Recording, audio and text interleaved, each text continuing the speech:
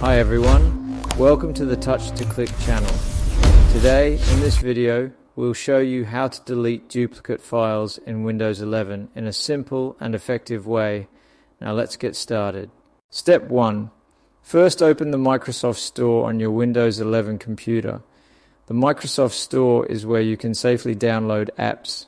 In the search bar type PC Manager and download the app.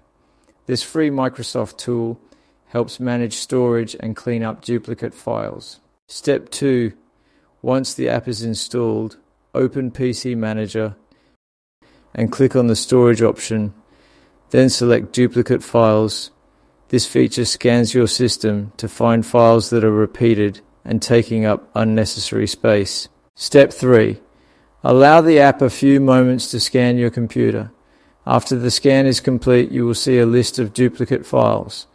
This step is important because it clearly shows which files are safe to review before deletion. Step 4. Carefully review the duplicate files listed, select the files you want to remove, and click on Delete.